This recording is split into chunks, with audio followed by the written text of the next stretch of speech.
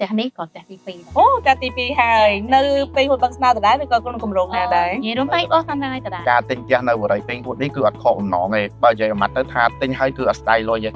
អបអរសាទរម្ចាស់គេហដ្ឋានថ្មីក៏នៅកម្មវិធី Grand December ជំរាបសួរបងចាអបអរសាទរក៏គេហដ្ឋានថ្មីនៅក្នុងកម្មវិធី Grand December របស់បរិយាពេញហួតហេតុអីបានបងអញ្ជើញមក event ភ្លាមសម្រាប់ចិត្តកក់ភ្លាមនៅក្នុងថ្ងៃនេះដែរ អូដោយសារតែខ្ញុំបើឃើញថានៅក្នុង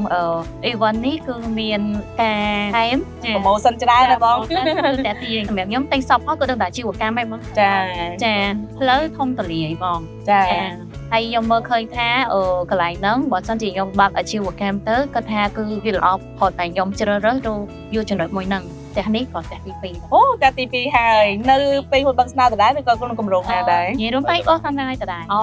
តែបន្ថែមនៅទីតាំងតែមួយ បងចា ដោយសារខ្ញុំឃើញថាមានការអភិវឌ្ឍខ្លាំងតាក់ទងជាមួយនឹងបរិស្ថានគឺស្រស់បំព្រងមែនទែនដែលអាចឲ្យយើងរស់នៅប្រកបដោយផាសុកភាពទិញផ្ទះទៅខ្ញុំចង់បើកជា pharmacy អូ បាទ pharmacy ព្រោះអី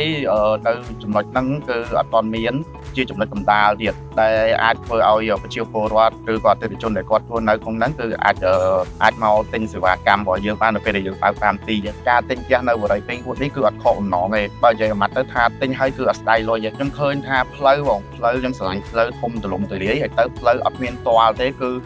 ចំនិយាយថាដូចសរសៃឈាមអញ្ចឹងចំណុចហ្នឹងមួយហើយចំណុចទី2ទៀតគឺព័ទ្ធជុំវិញទៅដោយផ្ទះជាច្រើនមានគម្រោងជាច្រើននៅក្នុងហ្នឹងគម្រោងពេញហួតនេះគឺមានការអភិវឌ្ឍខ្លាំងមែនតែនទាំងហេដ្ឋារចនាសម្ព័ន្ធទាំងផ្លូវសួនច្បារគឺបើនិយាយមកទៅអាចថាបរិយាពេញហួតនេះគឺសឹងតែ top 1 នៅក្នុងស្រុកខ្មែរយើង ចា បាទ ចောက်គុណច្រើនបងជូនពរផ្ទះថ្មីហេងឆ្នាំថ្មីហេងដូចគ្នាហើយប្រកបអាជីវកម្មអីកាន់តែជោគជ័យដូចគ្នាបងចាអរគុណបងអរគុណចាអរគុណ